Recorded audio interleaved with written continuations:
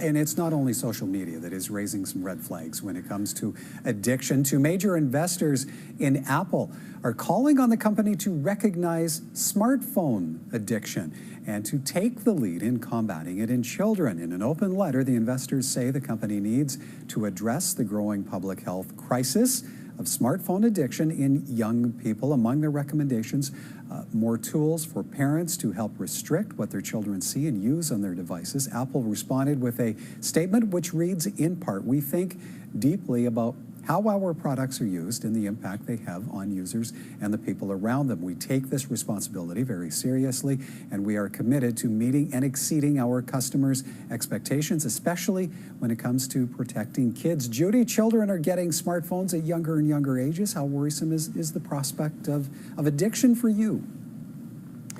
Well, I don't think children should have internet on the go until they're 18.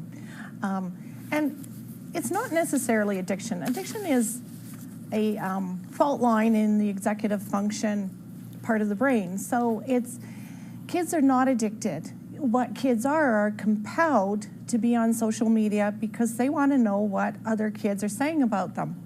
And I've reached an age and I have a maturity level and I have a self-esteem level that I don't really care what people say about me on the internet. But on social media, there are cruel, intolerant, vicious people, and those people can cause stress for kids. Kids do care what they're thought of, and they're constantly checking social media, and they're on this heightened state of awareness, which is very stressful, causes long-term physical health problems.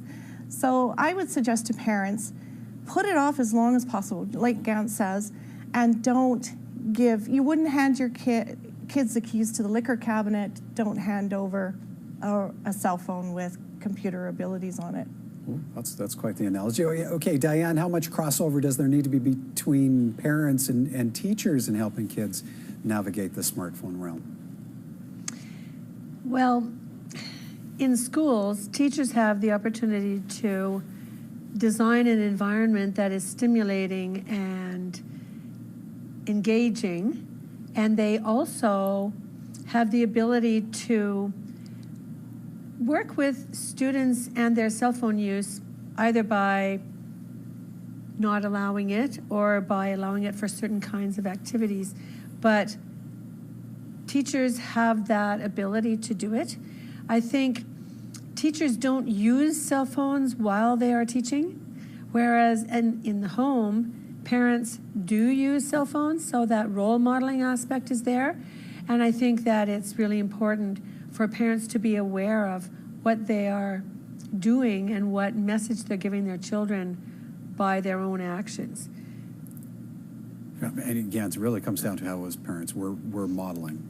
Oh yeah, yeah. We're modeling. Everything starts with us. The kids learn what they live, and so they're going to see us doing this. So there's actually a new concern coming up about the addictive aspect of this, and also the effect on the next generation. Something called cyber babies, or the problem of cyber babies. But the issue is not just that the kids are being exposed to this earlier and earlier. It's actually that the parents are not attending to the kids properly, especially newborns, because they're always checking their phones. They're looking at every buzz and they're distracted. So the kids don't actually get any face-to-face time. They don't get that nurturing that's there because the parents are always distracted. And that has very long-term effects for the child's development, because they need to have that sustained eye contact, that's the sustained attention. So it's a big problem, and I think that couple companies like Apple are going to find that as they do this sort of thing, there's going to be a greater appetite for investors to invest in companies that take these social issues more seriously.